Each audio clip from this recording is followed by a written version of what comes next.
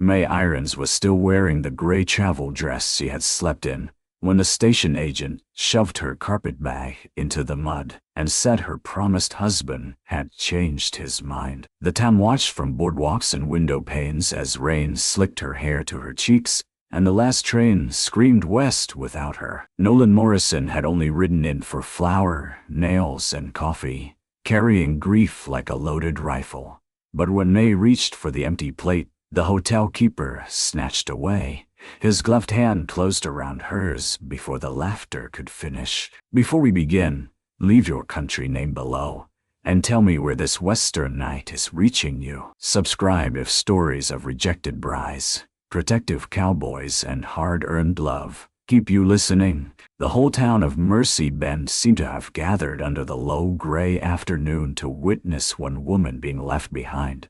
May Irons stood beside the depot steps with one carpetbag, one hatbox tied with blue cord, and one letter that had gone soft at the edges from being read too many times. Rain dripped from the brim of her borrowed bonnet.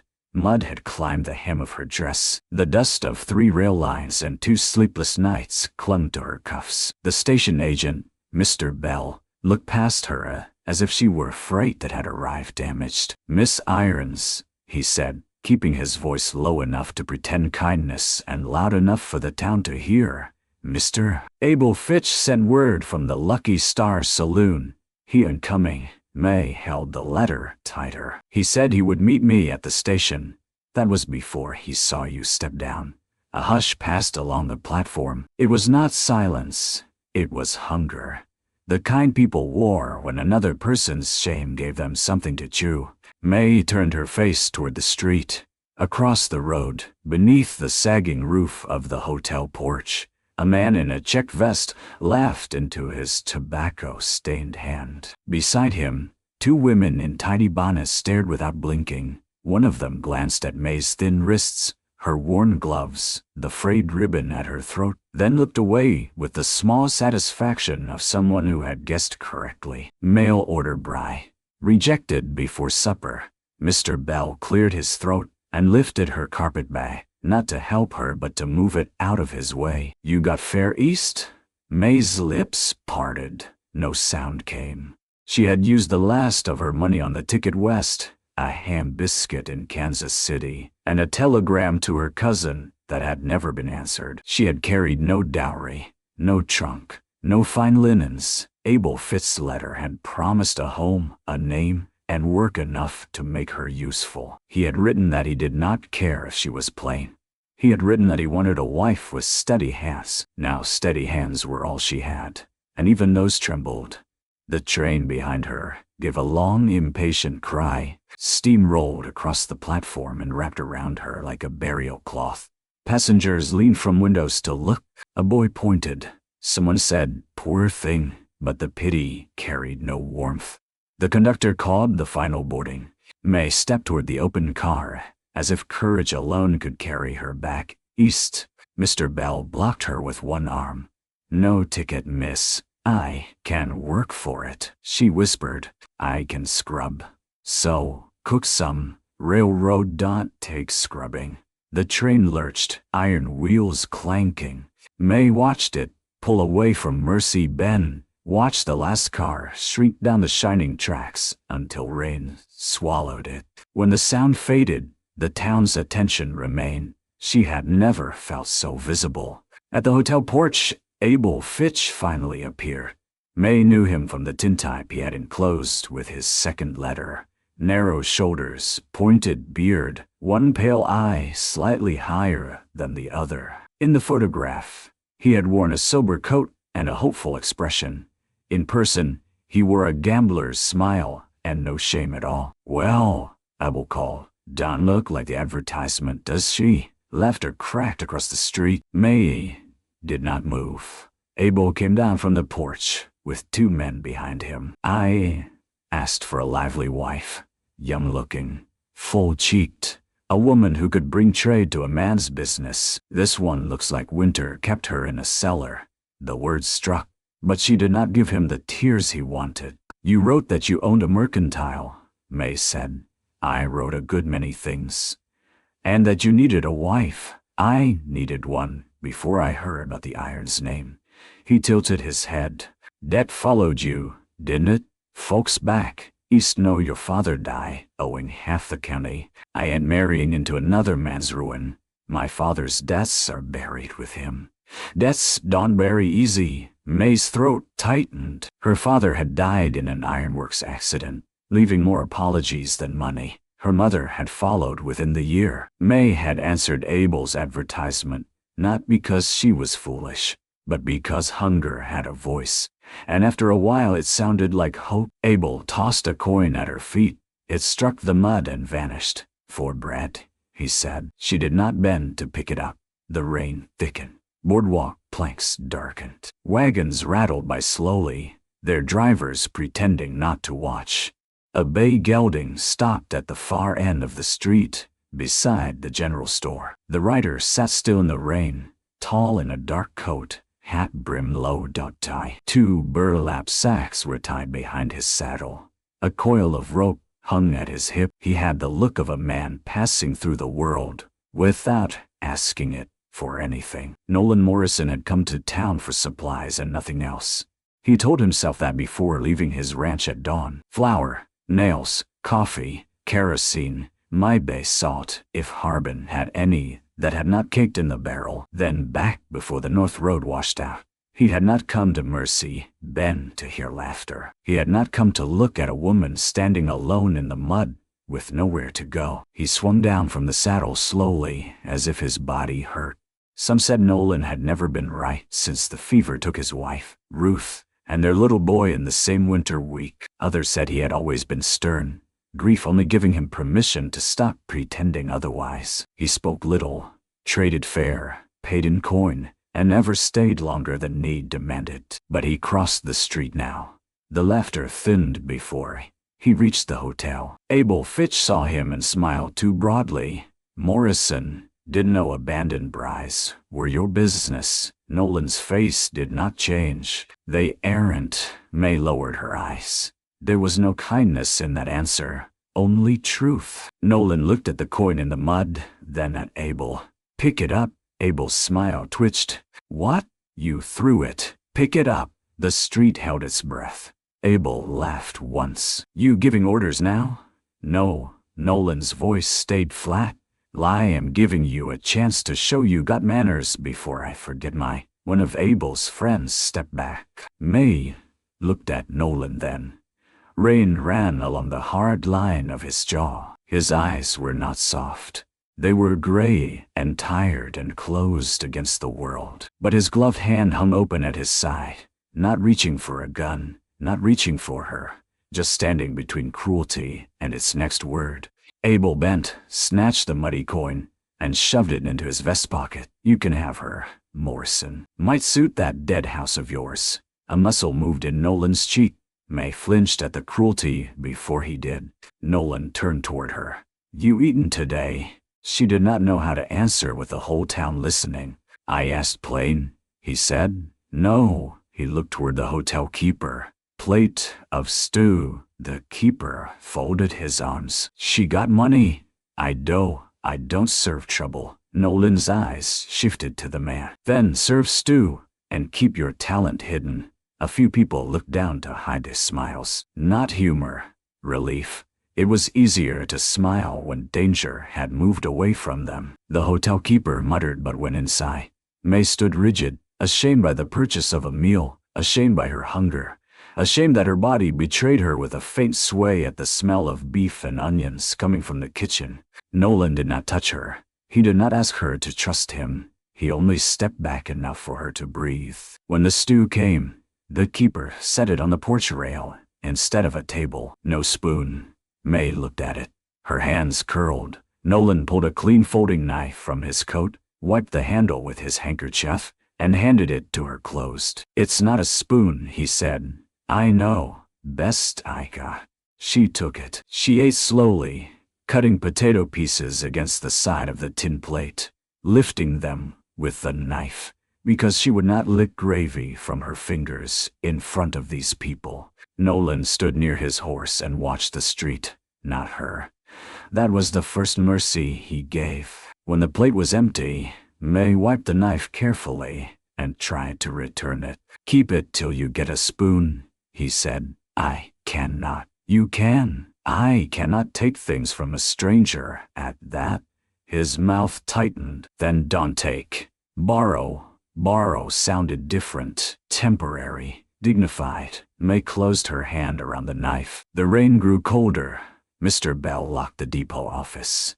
The women in bonnets had gone home. Abel Fitch disappeared back into the saloon, carrying his cruelty indoors where lamps made it shine. Nolan fastened his supply sacks. "There's a widow named Mrs. Cade near the church. She sometimes takes in sewing women. I can ask. You'll need a place before dark." "I know."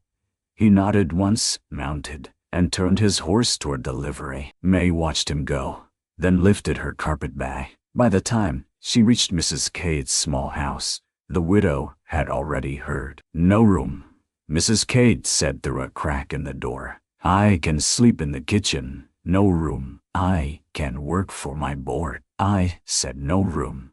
The door closed. May stood beneath the dripping eaves until the rain soaked through her shoulders. She tried the dressmaker next, then the church, where the preacher's wife said the reverend was away, and it would not be proper. At the boarding house, the woman at the desk asked for a week in advance, and looked relieved when May could not pay it. Dusk came purple and cold. May returned to the depot because it was the only place in Mercy Bend that had expected her once. The platform roof blocked some of the rain. She sat with her carpet bag at her feet and Nolan Orson's borrowed knife folded in her palm. She had been rejected in public, fed in public. Now she would disappear in public too, one slow inch at a time. At the edge of town, Nolan halted his horse. He could still see the depot roof through the rain. He told himself to ride home. The ranch needed him. The south fence was down. The old cow would calve any day. He had no room in his life for a frightened woman with no money and no claim. He had once had a wife at his table and a child beneath his roof, and the silence they left behind was already more than he could bear. He nudged the gelding forward. The horse took 3 steps, then stopped as if disobeying grief itself. Nolan swore under his breath, turned back, and rode into Mercy Bend for the second time that day. May heard the horse before she saw him. Hooves struck mud in a steady rhythm, coming closer through the rain. She rose from the depot bench, fingers tightening around the carpetbag handle. Every story she had ever heard about women alone in strange towns came back to her at once. Men who offered help for a price, doors that locked from the outside, smiles that became hands. Nolan Morrison stopped his gelding beside the platform but did not dismount. Mrs. Cade said no. May stared. "How did you know?" "Town's got a fast mouth." "She did." "Boarding house?" "I lacked the fee." "Church?" The shame of that refusal hurt most. "Not proper." Nolan looked toward the dark church steeple. Something in his expression hardened, then faded back behind restraint. "The road to my place crosses Miller Creek," he said. "It'll be flooded by midnight. I've got an empty wash house with a stove. Door has a bolt on the inside.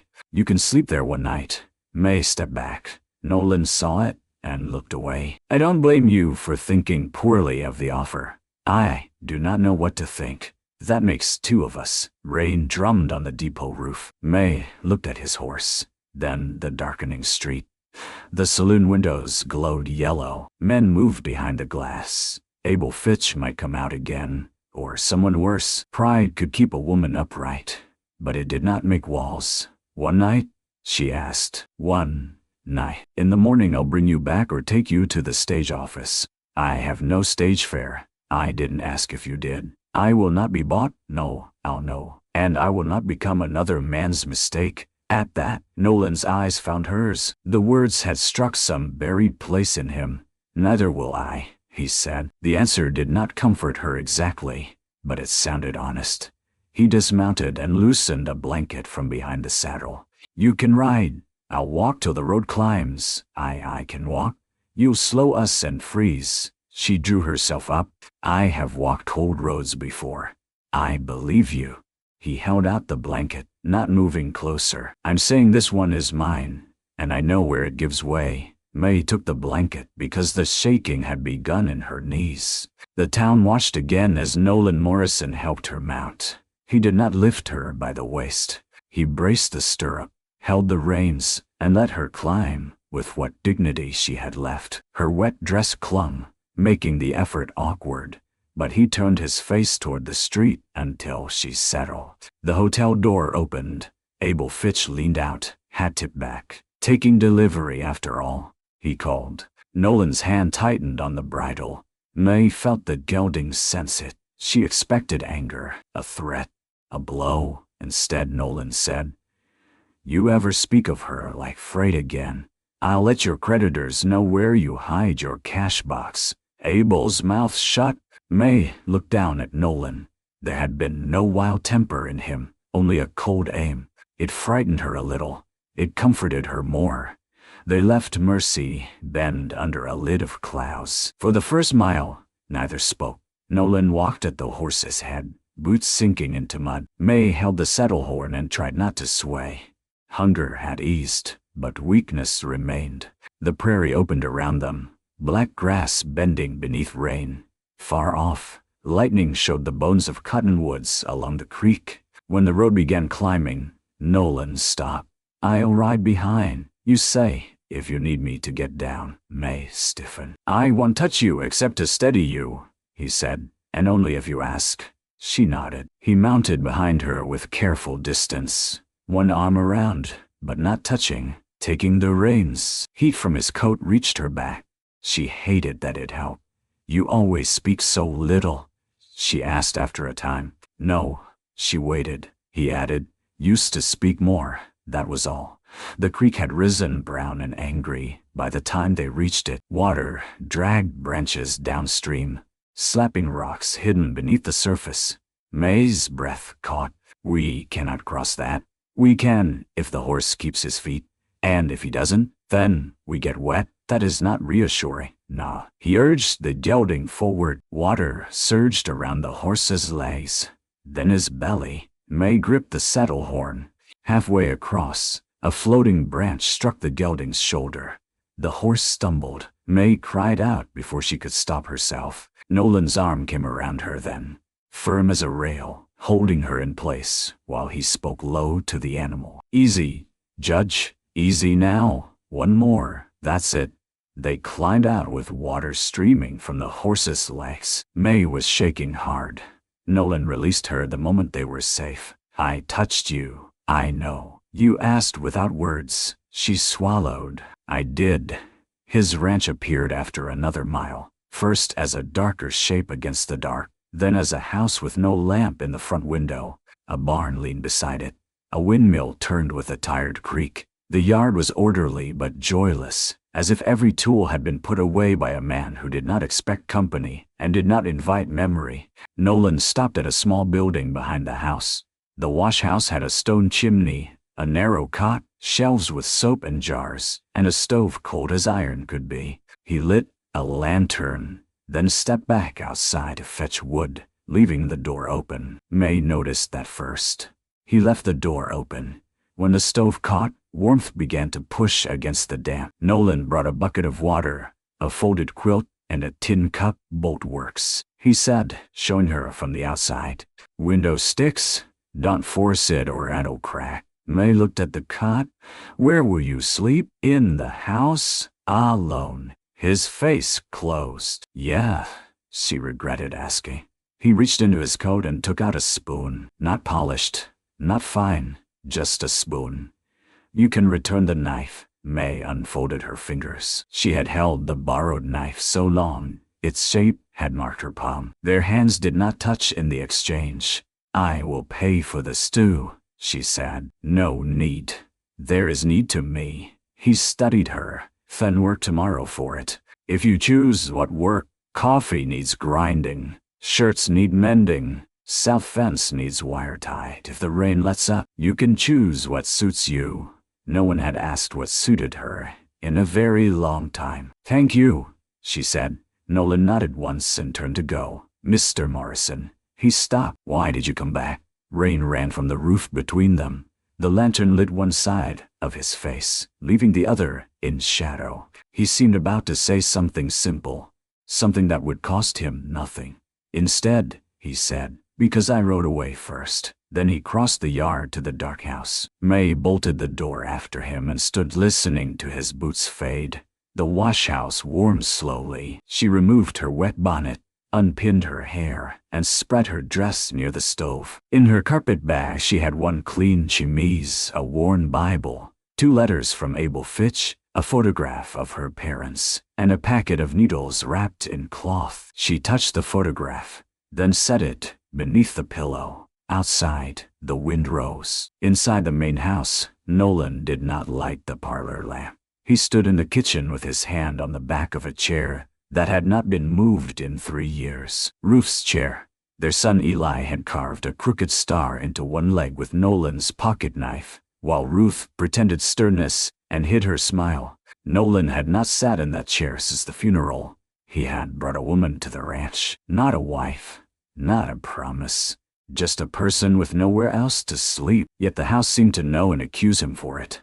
He took off his hat and stared toward the wash-house window, where a thin line of lamplight showed beneath the curtain. "You did not betray them," he whispered, though no one had accused him aloud. The words sounded false in the empty room. At dawn, May woke to knocking. 3, tap, then silence. She pulled the quilt to her chest. "Yes, coffee's outside," Nolan called. "I'm going to the barn. Door stays yours." When she opened it, he was already halfway across the yard. A tin mug sat on the step, steam rising into the cold morning. Beside it lay 2 biscuits wrapped in cloth. May stared at the food until tears threatened. Then she carried it inside and ate slowly, not because she lacked hunger, but because haste made charity feel like surrender. After breakfast, she found Nolan in the barn struggling with a torn saddle strapped down. His fingers were broad and stiff from cold. A needle and all lay useless beside him. "I can mend that," she said. He looked up. "You don't have to start paying before sunrise." "I am not paying. I am preventing a horse from being blamed for your poor state." His eyebrow moved slightly, not quite amusement. She held out her hand. He gave her the strap. May sat on an overturned crate and worked the leather with steady care. Nolan cleaned stalls nearby. He did not hover. He did not praise too quickly. But when she finished, he took the strap, tested the seam, and said, "Thou'll hold better than my work." It would have to. This time, his mouth almost changed shape. The moment passed when a wagon rolled into the yard.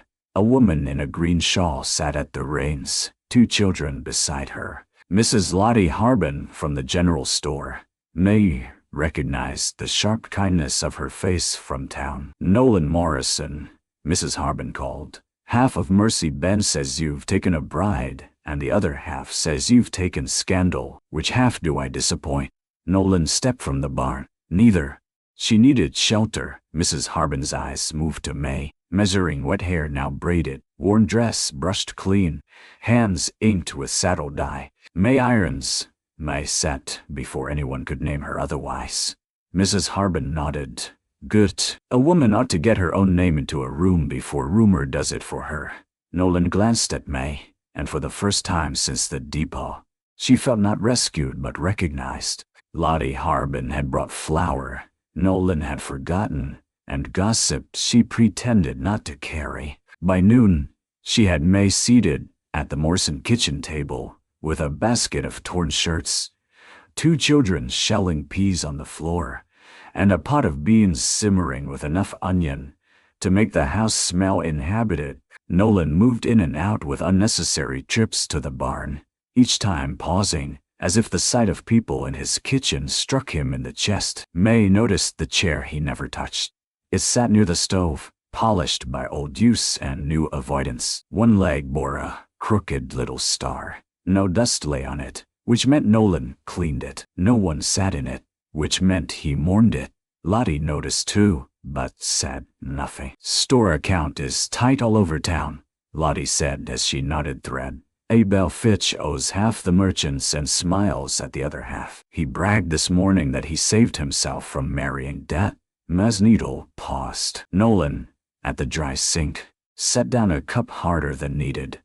Lottie looked at him. Breaking cups don't break Abel. I know. You going to town today? No, you should. Sheriff Pike asked questions. May looked up. About me, about whether you were brought here proper. The word proper had followed May like a stone tied to her ankle. Nolan's voice cooled. He can ride out and ask me. He will.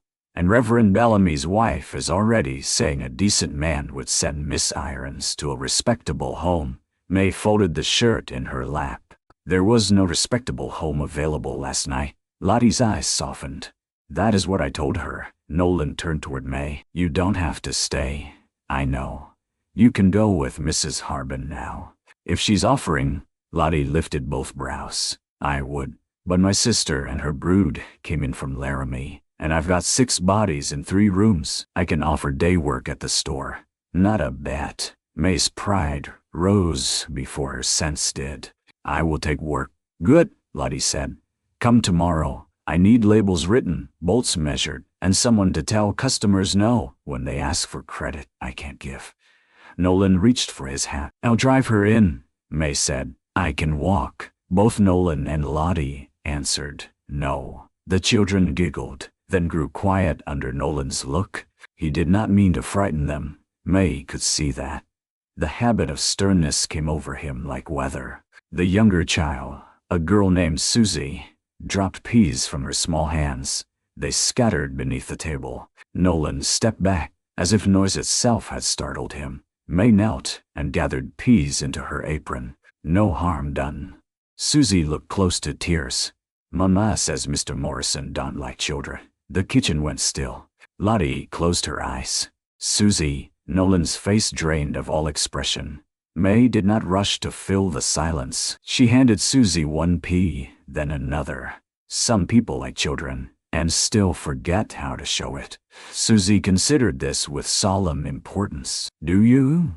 Like children? Forget? May smiled faintly. Often. Nolan left the kitchen. They heard the barn door open.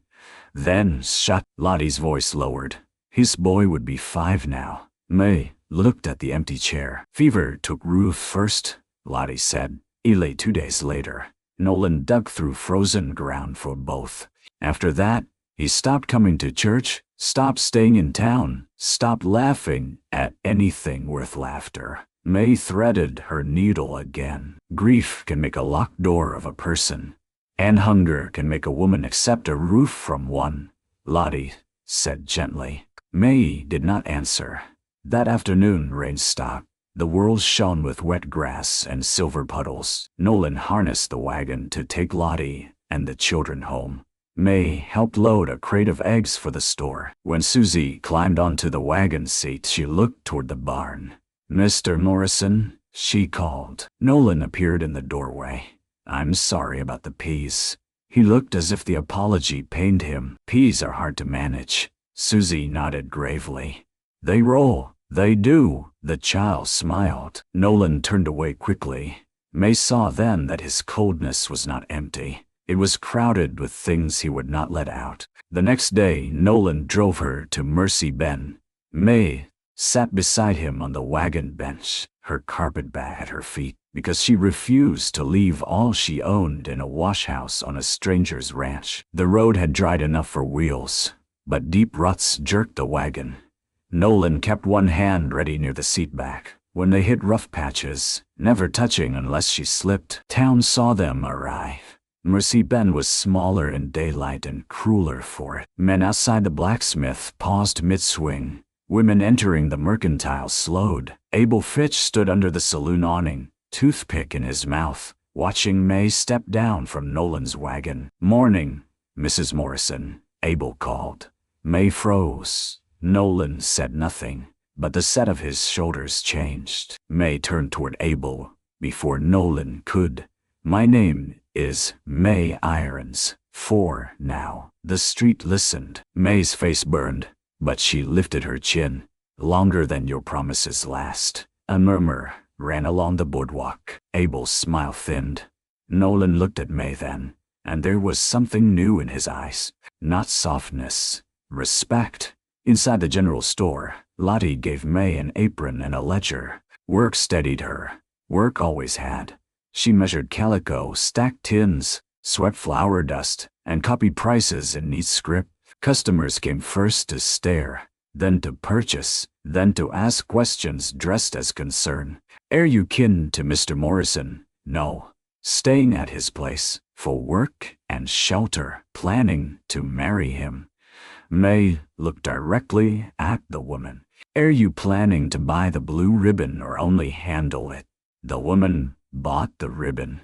By closing time, May's feet ached, but she had earned 50 cents, 2 heels of bread, and Lottie's open approval. Nolan arrived at dusk. He looked at the bread in May's arms. "You earned that?" "Yes." "Good." It was the best praise he could have given. On the ride back, May asked, "Do you resent taking me in?" Nolan kept his eyes on the road. Sometimes, the honesty struck harder than a polite denial. "I see. I resent anything that changes the shape of a day, because your days are arranged around sorrow." He looked at her sharply. She gripped the bread. "Forgive me." "No." His voice roughened. "You're right. They rode through the lowering sun in silence. At the ranch, May carried her things to the wash house, then stopped. The stovepipe smoked twirly. She had noticed it the night before. Smoke seeped back when the wind turned, making the room bitter. Nolan followed her gaze. "Needs cleaning. I can sleep with the door cracked. Cold. I have known cold." He stood a moment, then removed his coat. "Hold the lantern." Together, they cleaned the pipe. It was filthy work, soot falling on Nolan's sleeves and May's apron. At one point, the pipe slipped. Nolan caught it with one hand and knocked his knuckles bloody against the stone. May reached for him with a cloth. He pulled back. She stopped at once, the space between them filled with his fear and her understanding. "I only meant to bind it," she said. "I know."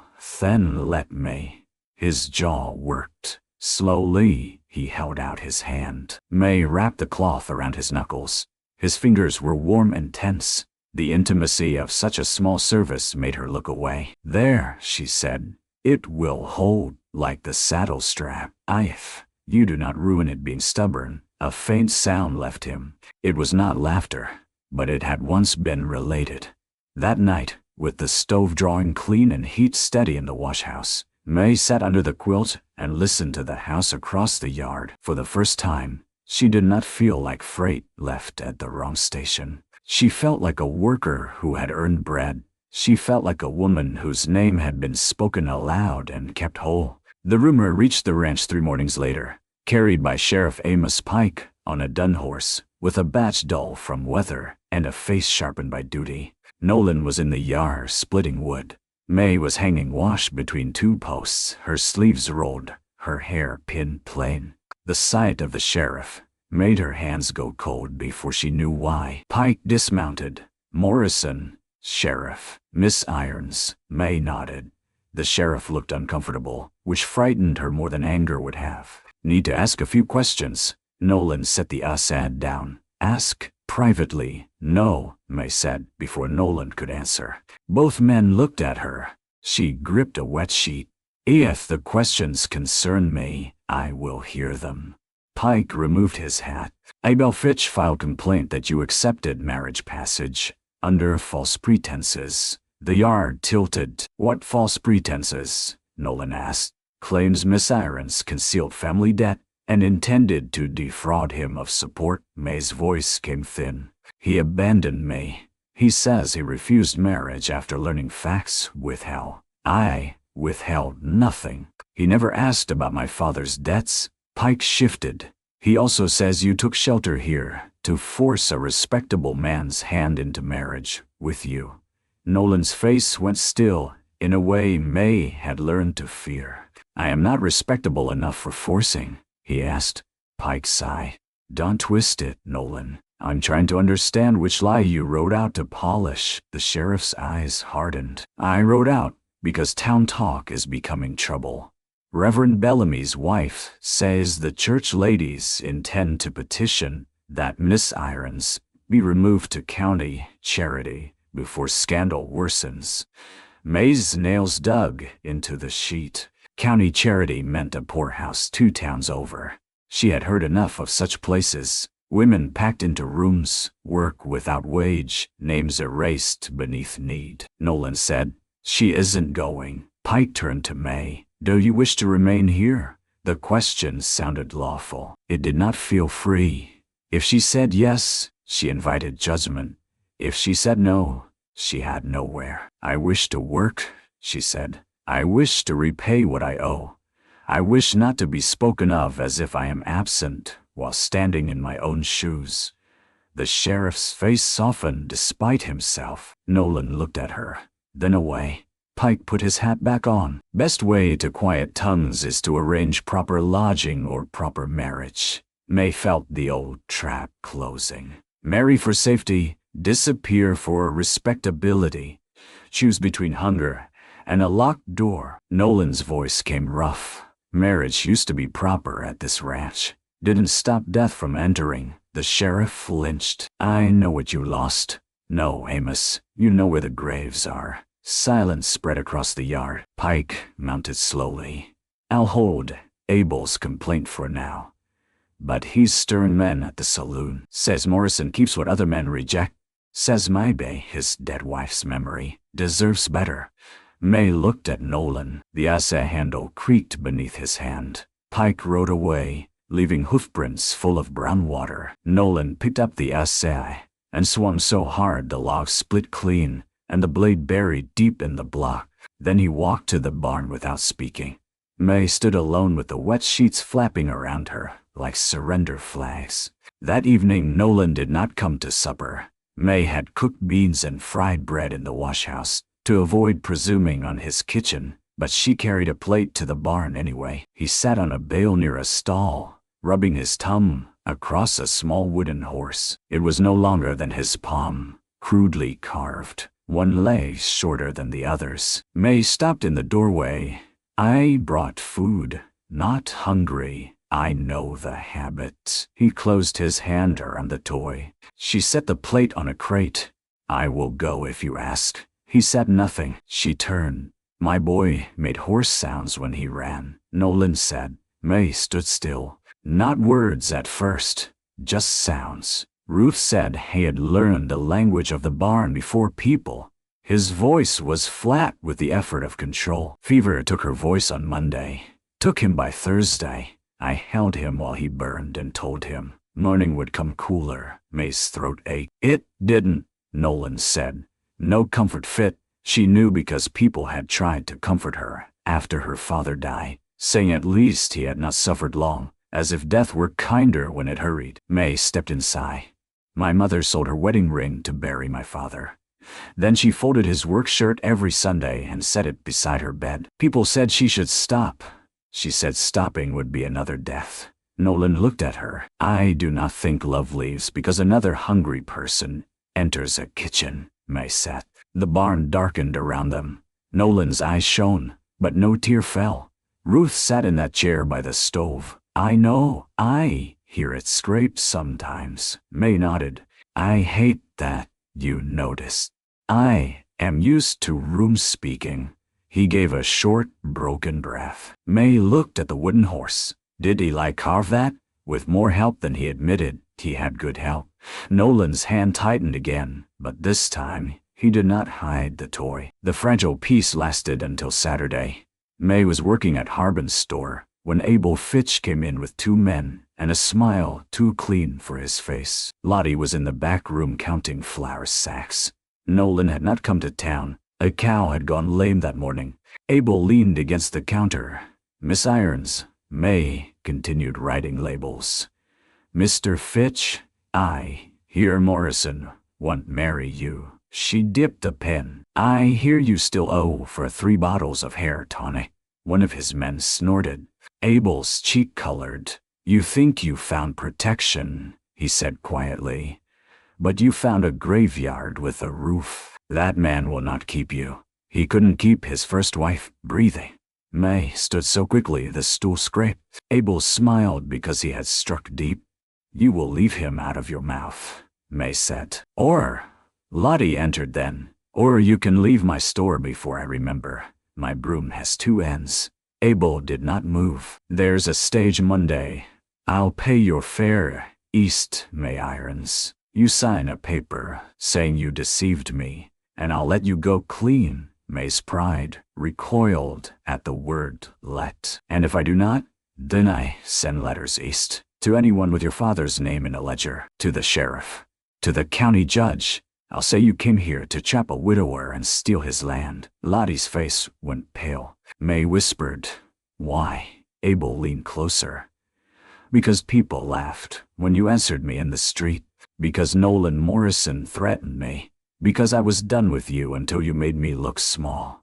May saw then that he did not want justice. He wanted her bent. She folded the label sheet with careful hands.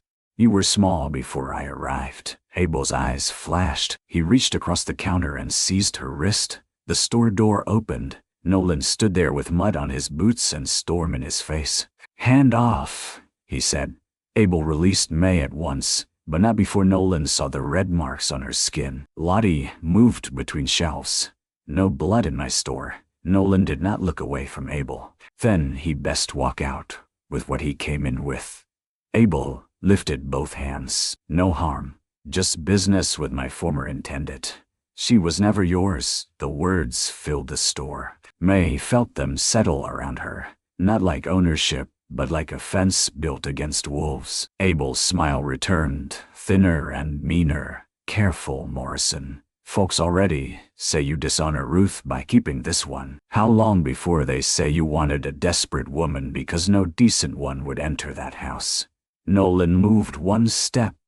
May placed herself in front of him. He stopped. The whole moment changed because he let her stop him. May faced Abel. "You might write whatever lies you please. My father owed money, yes? He also worked until iron crushed his ribs so men like you could ride trains and pretend themselves important. My mother died with cracked hands and clean accounts where she could make them. I am poor. I am not false, and I will not sign shame to purchase your silence." Abel stared at her. Nolan's voice came from behind, low. "You heard her." Abel backed out, anger burning beneath his skin. "Monday," he said.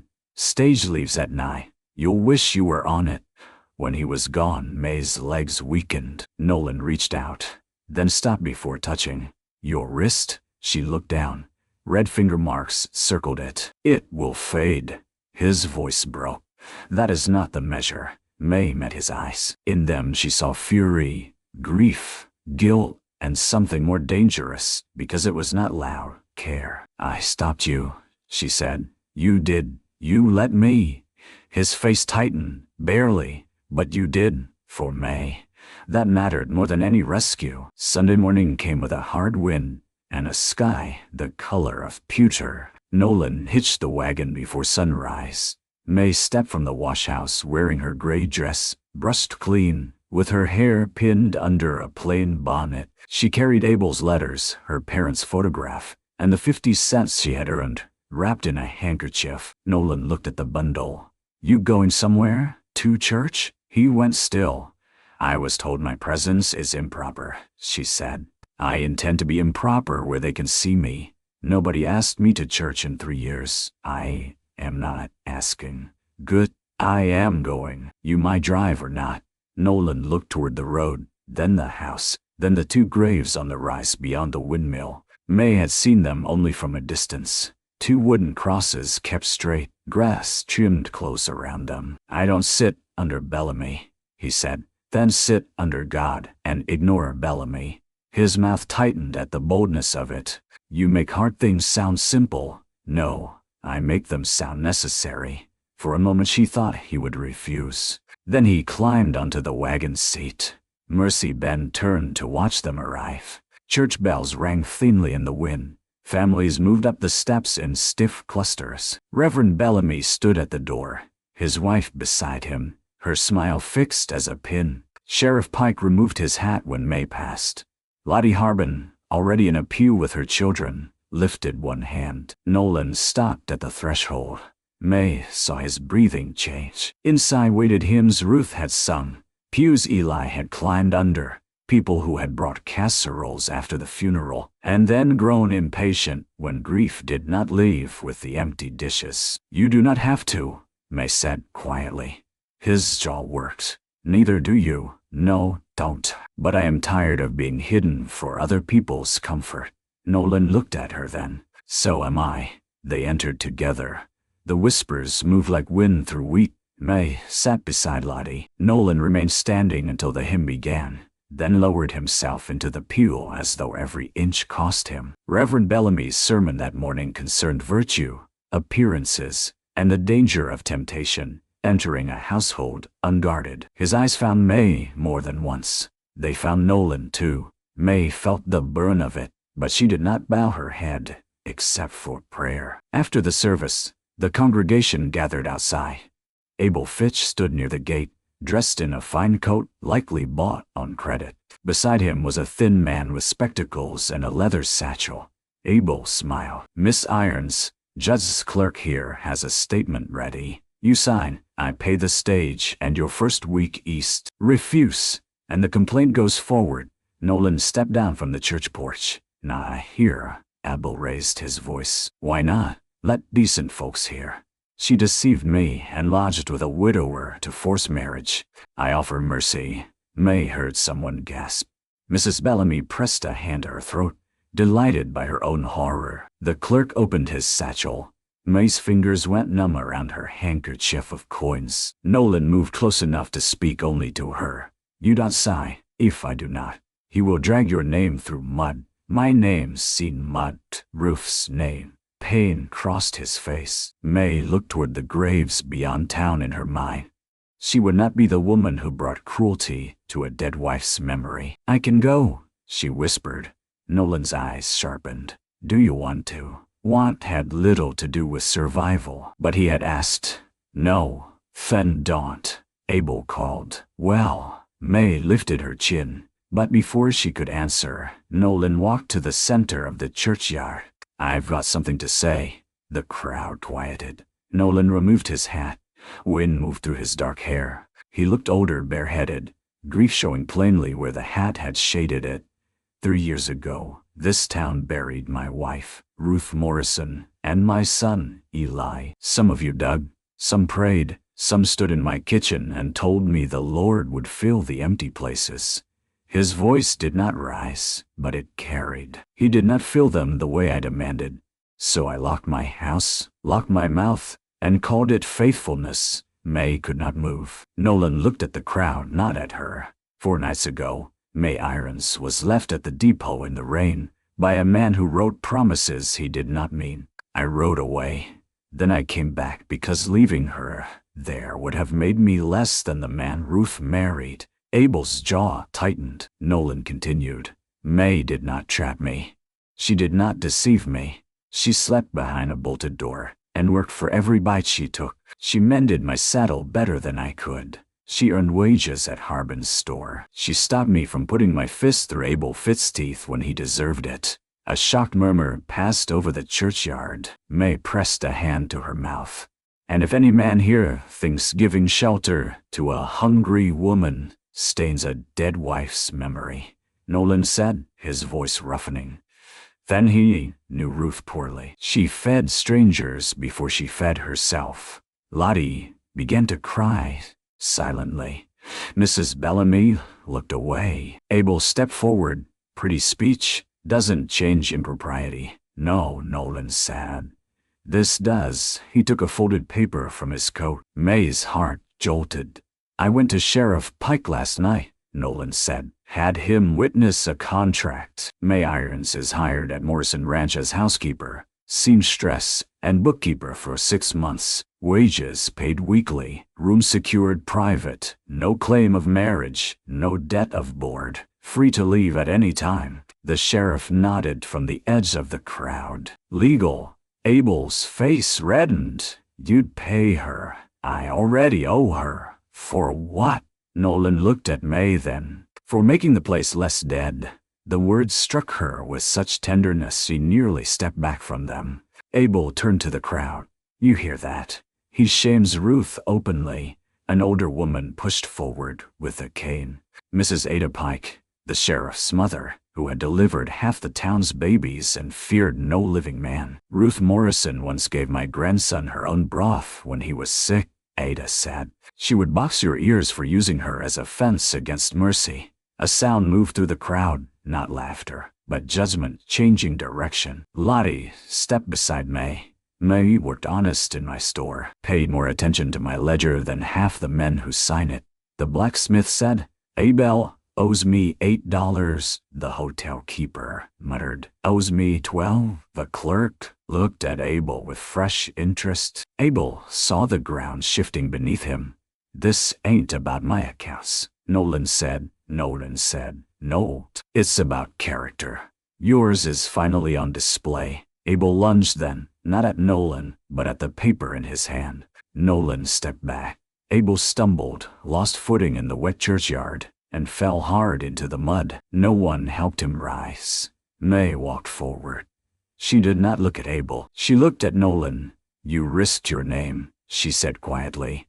He gave a faint, sad smile. "You risked yours first." The victory did not end the trouble. It only changed its shape. That afternoon, a storm rolled down from the north with teeth in it. Nolan and May were halfway home when sleep began to strike the wagon canvas. The gelding tossed his head. Wind pushed hard across the open road. "Miller Creek," Nolan said. They reached it at dusk. The creek had become a roaring brown cut through the land. The crossing was gone beneath churning water. A cottonwood limb crashed downstream and vanished. "We wait," May said. "Barn cow is due. If she calves wrong, I lose her and the calf. She is not worth your life. She is not worth your life. She's worth the mortgage payment." There it was. The pressure beneath his land, his supplies, his silence. Money, not wealth, not proud independence, but a ranch balanced on thin wire. Nolan studied the water. "There's an upper ford in this storm. Safer than this. It was not safe." May knew before they reached it. The upper ford was narrow but steep. Nolan tied ropes, checked harness, and asked May to stay on the bank while he led the horse across first. Halfway, the bank gave way under the wagon's rear wheel. The wagon lurched. May heard wood crack. Nolan shouted to the horse. The current pulled the wagon sideways. May saw the rope snap loose from its hitch. She did not think. She ran down the bank, seized the dragging line, and wrapped it around a cottonwood stump. Mud slid beneath her boots. The rope burned through her gloves. Nolan yelled her name. The wagon jerked, slammed against the current, and held. Nolan fought through waist-deep water to the bank. Together, they braced the rope until the gelding found footing and dragged the wagon free. When it was over, May was on her knees in the mud, palms bleeding, breath tearing in her chest. Nolan dropped beside her. "May, I am all right. Your hands." She looked at them, then at the wagon, then at him. A laugh almost rose, born of terror, but she swallowed it. "You said the cow was worth the mortgage?" His face twisted. "Not worth you." The words came too fast for him to hide. May stared. Nolan took her hands with desperate care, then froze as if he had broken his own rule. "I'm sorry." She did not pull away. For the first time, she let his hands hold hers. The calf came before midnight, small and stubborn and tangled wrong.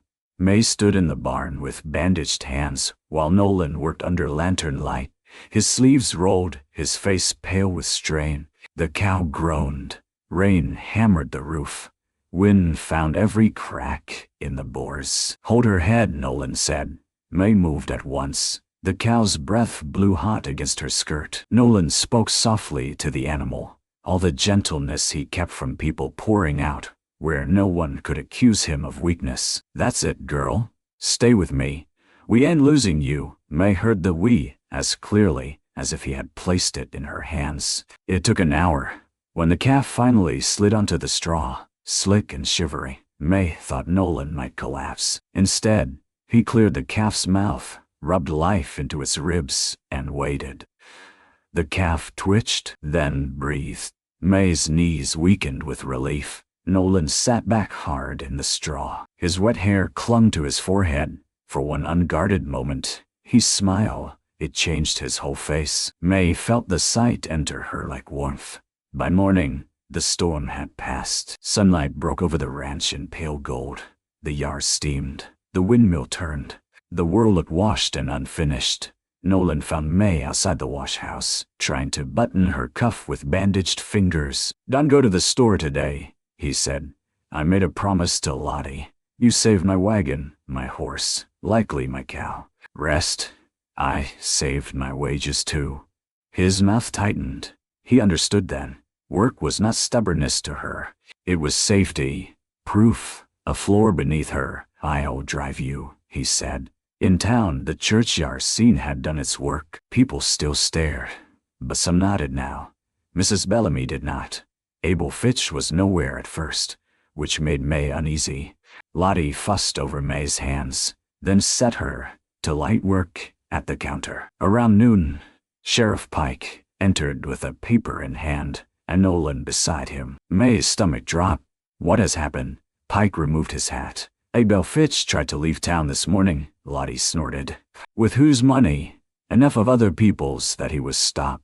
Clerk found forged credit notes in his satchel, along with a letter he meant to send east under Miss Irons' name. May gripped the counter. "Under my name?" Pike nodded. "Confessing to fraud, asking old creditors to press claim. He planned to make your trouble loud enough to cover his own." Nolan's eyes were fixed on May, watching for the wound. It came, but differently than she expected. Not shame, anger, clean, rightful anger. "I want to see him," she said. Nolan stepped forward. "May, I do not need you to protect me from his face. I know." He paused. "I want to stand near when you see it." She looked at him. That was not the same thing. The jail stood behind the sheriff's office. 2 cells and a stove. Abel sat on a cot, coat muddy from the churchyard, beard untrimmed, one eye swollen where someone had evidently objected to being cheated. When he saw May, his lip curled. "Come to enjoy yourself." May stood outside the bars. Nolan remained by the door, far enough to give her the moment, near enough to keep watch. "I came to return something," she said. She unfolded Abel's letters and held them up. His expression shifted. "You wrote that loneliness had made you humble," May said. "You wrote that a woman's worth was not in her dowry, but her loyalty. You wrote that if I came west, I would never again wonder where I belonged." Abel looked away. "Words," May said. "Words are often where a lie dresses itself. But they are also where a woman first begins to believe she might live." She tore the letters once, then again, until pieces drifted onto the jail floor like dirty snow. "I am poor," she said. "I was frightened. I still am sometimes, but I am not the foolish thing you tried to make me. I am May Irons, and I will speak my own name from now on." Abel said nothing. May turned and walked out. Outside, sunlight struck the wet street. Nolan waited beside her. "You were right," she said. "About what?" "I did not need protecting from his face. No, but I was glad you stood near." His eyes softened in the smallest way. "I can do that." The weeks that followed did not turn hardship into ease. Romance did not fill the flour barrel. Public opinion did not mend fences. A legal contract did not silence every whisper, but each day made a visible answer. May worked at Harbin's 3 days a week, and at Morrison Ranch the rest. She kept Nolan's accounts and showed him where Small Waste had been stealing from him for years. She bartered mending for seed potatoes. She cleaned the wash house not as a hiding place, but as her own room, hanging a strip of blue cloth over the window because she liked the color. Nolan changed slowly, and not always smoothly. He still went silent when memories rose. He still spoke too sharply when fear dressed itself as command. Once, when May rode into town with Lottie during a sudden storm, he snapped at her for risking the road. May listened, pale and still, then said, "Do not use care as a bridle." He left the room. An hour later he returned, hat in hand, looking ashamed. "I was afraid," he said. I know. That don't excuse it. No, I'm sorry. She accepted the apology because it had cost him pride, and because he did not ask her to forget the hurt in exchange. In return, May learned to receive without flinching every time. When Nolan fixed the washhouse step, she did not insist on paying for the nail. When he brought her a proper spoon from town, wrapped in brown paper, she stared at it too long. Borrowed? She asked. No, he said. Yours. She ran her thumb over the plain handle. Then, I will use it. Spring crept over the prairie. One evening, Nolan found May near the two graves on the rise. She had carried wildflowers there, yellow and white, tied with thread from her sewing basket. She stood a respectful distance away, uncertain whether she had trespassed on sorrow. Nolan came up beside her. I wanted to thank her, May said. His throat moved. Ruth, for the man she helped make before grief tried to unmake him. The wind moved through the grass. Nolan looked at the smaller cross, and Eli, for teaching him the language of the barn. A sound broke from Nolan then, not quite a sob, not quite a laugh. May stood still as he covered his face with one hand. At last he lowered it. I thought caring for you meant leaving them behind. May shook her head. Love is not a train, Nolan. It does not depart because another passenger steps aboard. He looked at her with a tenderness that had taken root through mud, hunger, danger, and restraint. I don't know how to ask, he said. May's heart began to pound. Ask plainly. He removed his hat. Stay. Not because of the contract. Not because town expects anything. Not because you're Konar. He swallowed. Stay because this place is better with you, breathing in it. Stay because I am better when I remember to listen to you. Stay because I love you, May Irons, and I will spend whatever years I get proving that love will not be another cage. Her eyes filled. I am still afraid, she said. I know. I will need work of my own. You'll have it. And my own name, spoken with respect, always. And if I say no today, then I drive you to Lottie's tomorrow and pay your wages through the month. She searched his face. There was fear there, hope too, but no trap.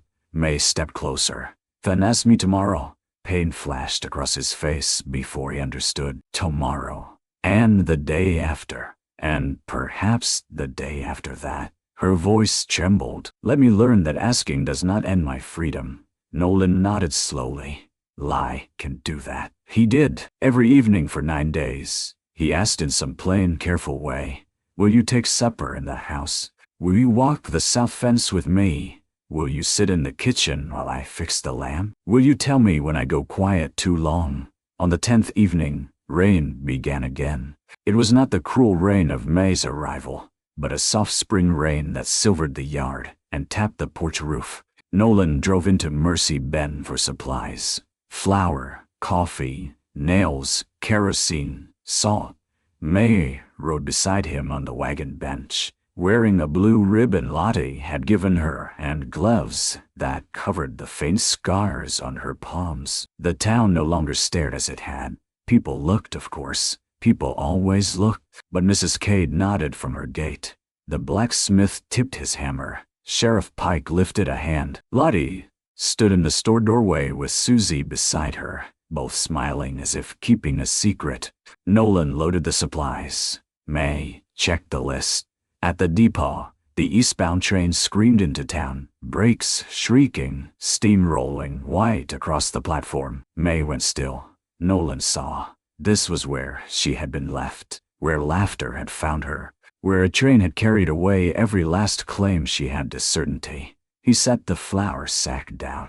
We can go. May looked at the platform. Mr. Bell stood by the office door, shamefaced under his cap dye. No, she said.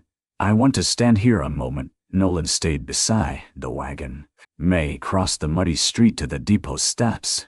The rain touched her bonnet. Her hem darkened. Her heart remembered everything. Abel's smile, the empty plate, the coin in the mud, the terrible sound of wheels leaving. Then she remembered the rest.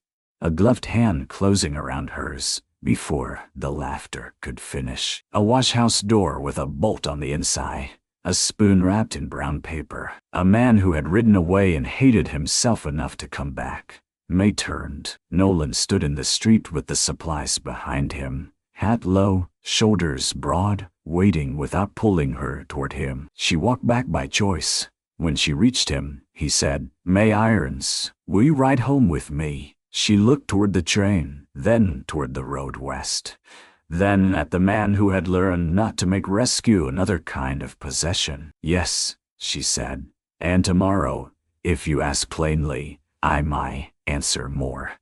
His breath caught. The smile that came was quiet and disbelieving and full of dawn.